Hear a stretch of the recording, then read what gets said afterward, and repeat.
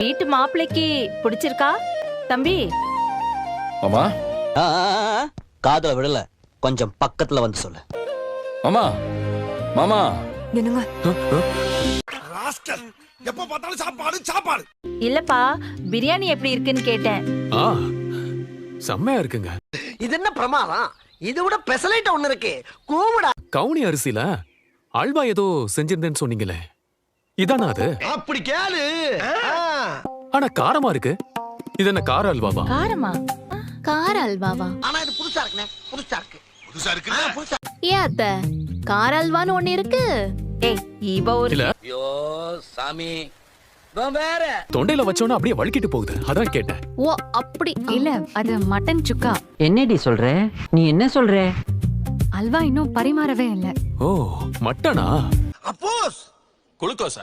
அப்போஸ்ங்க, அப்போஸ்னா ஆமான்னு அர்த்தம்.